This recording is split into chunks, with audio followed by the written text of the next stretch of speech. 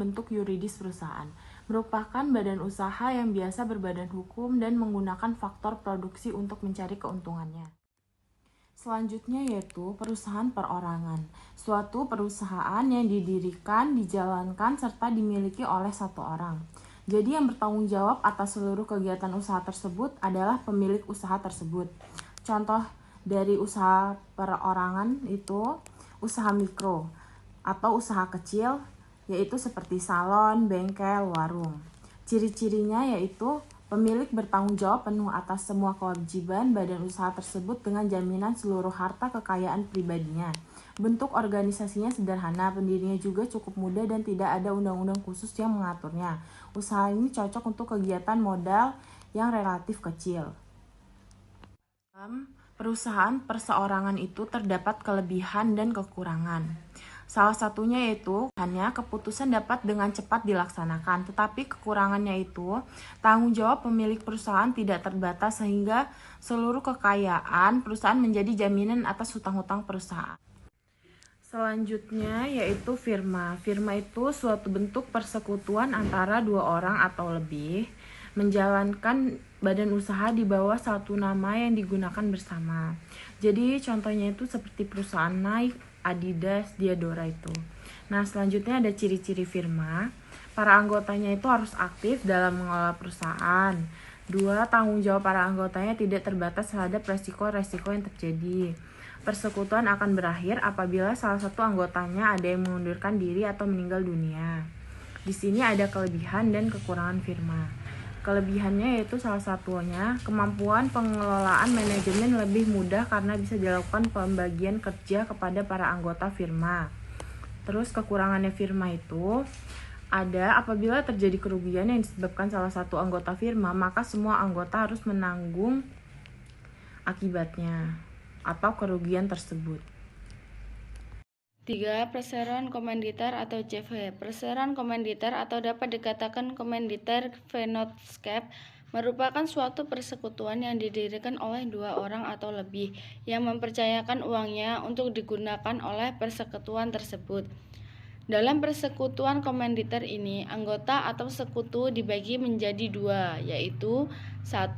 Sekutu aktif atau sekutu komplementer, yaitu sekutu atau anggota yang menjalankan semua kebijakan perusahaan dan berhak untuk melakukan perjanjian dengan pihak ketiga, serta memiliki tanggung jawab penuh atas hutang-hutang perusahaan. Jadi, apabila kekayaan perusahaan tidak cukup untuk menutupi hutang perusahaan, maka kekayaan pribadinya yang akan menjadi jaminannya. Yang kedua, sekutu pasif atau sekutu komanditer, yaitu sekutu atau anggota yang hanya menyerahkan modal saja dan memiliki tanggung jawab yang terbatas atas persekutuan tersebut. Dan apabila perusahaan menderita kerugian, mereka hanya bertanggung jawab sampai batas modal yang ditanam dalam persekutuan itu saja. Kelebihan dari perseroan komanditer atau CV. 1. Proses pendirian perseroan komanditer atau CV relatif mudah. 2. Kemampuan manajemennya lebih mudah karena kepemimpinan dipegang oleh lebih dari satu orang. 3. Kebutuhan modal dapat lebih terpenuhi karena modal yang dikumpulkan relatif besar. 4. Kesempatan untuk berkembang lebih besar. Sedangkan kekurangan dari perseroan komanditer atau CV yaitu 1. Kelangsungan hidup persekutuan tidak terjamin. 2. Tanggung jawab bagi para sekutu aktif yang tidak terbatas hingga kekayaan pribadinya menjadi jaminan atas hutang-hutang perusahaan. 3. Tanggung jawab terbatas yang dimiliki sekutu pasif mengakibatkan mengendornya semangat untuk memajukan persekutuan. 4. Apabila sudah menanamkan modal, sulit untuk menariknya kembali. 4. Perseroan terbatas. Perseroan terbatas atau PT atau sering disebut non-loss fellowship adalah suatu badan usaha yang dimiliki oleh dua orang atau lebih yang memiliki saham di perusahaan tersebut. Perseroan terbatas memperoleh modal dari hasil penjualan saham, untuk itu kepemilikannya dimiliki lebih dari satu orang. Dan apabila salah satu dari pemilik saham tersebut mengundurkan diri, perusahaan tetap dapat berjalan tanpa perlu khawatir akan dibubarkan karena Saham yang dimiliki orang tersebut bisa dijual ke orang lain atau diganti kepemilikannya. Kelebihan dari PT yaitu kelangsungan hidup perusahaan terjamin karena tidak dapat dengan mudah dibubarkan meskipun salah satu anggota atau pemegang saham menyatakan mengundurkan diri. Kedua, tanggung jawab para pemegang saham yang terbatas sehingga kekayaan pribadi mereka tidak perlu menjadi jaminan untuk hutang-hutang atau kewajiban-kewajiban perusahaan lainnya. Ketiga, saham dapat diperjualbelikan ke siapapun dengan relatif mudah. 4. Pengelolaan perusahaan dapat dilakukan dengan lebih efisien, terutama soal kepemimpinan perusahaan tersebut. Selain kelebihan, tentu setiap perusahaan memiliki kekurangan sendiri, yaitu 1. Pemungutan pajak untuk perseroan terbatas relatif besar. 2. Rahasia tidak terjamin aman karena kepemilikan saham dipegang oleh lebih dari satu orang. 3. Biaya pendirian perseroan terbatas relatif mahal. 4. Kekurangannya perhatian pemegang saham terhadap perusahaan karena mereka merasa tanggung jawab mereka terbatas. 5. BUMN atau Badan Usaha Milik Negara adalah semua badan usaha apapun yang seluruh atau sebagian besar modalnya merupakan kekayaan negara. Modal BUMN berasal dari seluruh modal berasal dari negara, sebagian modal paling sedikit 51% berasal dari negara, sedangkan sebagian modal lainnya berasal dari swasta. Untuk itu BUMN dibagi menjadi dua, yaitu 1. Perseroan terbatas negara. Modal yang dimiliki perseroan terbatas negara ini sebagian besar berasal dari negara, sedangkan sebagian lainnya berasal dari swasta. Perseroan ini memiliki tujuan untuk mencari laba semaksimum mungkin dengan menggunakan faktor produksi secara efisien serta menyediakan barang dan jasa bermutu tinggi dan berdaya saing kuat. 2. Perusahaan negara umum atau Perum merupakan perusahaan yang modalnya seluruhnya berasal dari negara dan tidak terbagi atas saham.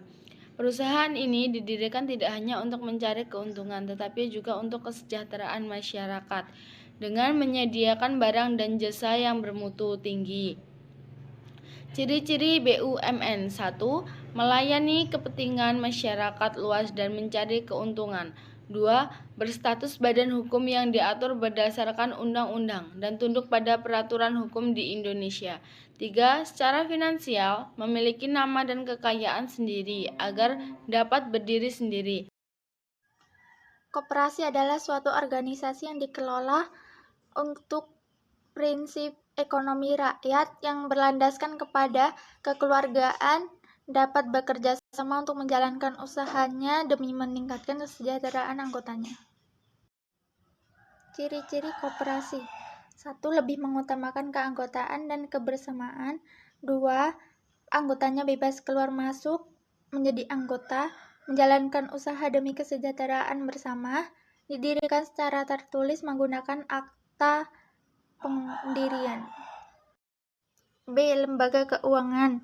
Lembaga keuangan adalah lembaga yang memberikan fasilitas dan produk di bidang keuangan serta memutar arus uang dalam perekonomian. Umumnya, kegiatan operasional ini dari sebuah lembaga keuangan meliputi proses pengumpulan dana dari masyarakat dan menyalurkan dana kepada masyarakat yang membutuhkan. Lembaga bank adalah lembaga keuangan yang bersifat fasilitas dan jasa perbankan bagi masyarakat, baik penyimpanan, pembayaran, maupun pemberian dana. Contoh lembaga keuangan bank adalah Bank Sentral, Bank Umum, Bank Pengkreditan Rakyat atau BPR. Lembaga keuangan bukan bank adalah lembaga keuangan yang melakukan penghimpunan dana dengan cara mengeluarkan surat-surat berharga. Contoh-contoh lembaga bukan bank: Pegadaian, Perusahaan Modal Ventura, Koperasi Simpan Pinjam, Perusahaan Sewa Guna, Pasar Modal, kerjasama, penggabungan, dan ekspansi. Untuk memenuhi tuntutan bisnis, perusahaan mengadakan kerjasama, penggabungan, dan perusahaan lain atau berkembang sendiri tanpa mengikutsertakan perusahaan lain. Kerjasama, penggabungan, dan ekspansi ini akan dipusatkan pada beberapa bentuk organisasi baru yang ditimbulkannya, yaitu joint venture, merger, akuisisi, dan aliansi strategi. Joint venture adalah bentuk kerjasama antara beberapa perusahaan yang berasal dari beberapa negara menjadi satu perusahaan yang mencapai konsentrasi kekuatan-kekuatan ekonomi yang lebih padat. Perusahaan yang mencapai konsentrasi kekuatan-kekuatan ekonomi yang lebih padat. Merger adalah proses difusi dua perseroan dengan salah satu di antaranya tetap berdiri dengan nama perseroannya, sementara yang lain lenyap dengan segala nama dan kekayaan dimasukkan dalam perseroan yang tetap berdiri tersebut. Holding company adalah suatu perusahaan yang memiliki saham dari satu perusahaan atau lebih. Aliansi strategis adalah hubungan formal antara dua atau lebih kelompok untuk mencapai suatu tujuan yang disepakati bersama maupun dibutuhkan. Sekian video presentasi dari kelompok kami. Kami ucapkan terima kasih kepada teman-teman yang sudah menyimak video kelompok kami. Semoga video ini bisa bermanfaat dan dapat menambah pengetahuan teman-teman semua. Jika ada kesalahan kata yang disengaja atau tidak disengaja, kami mohon maaf yang sebesar-besarnya. Wallahul muwaffiq ila aqwamit thoriq. Wassalamualaikum warahmatullahi wabarakatuh.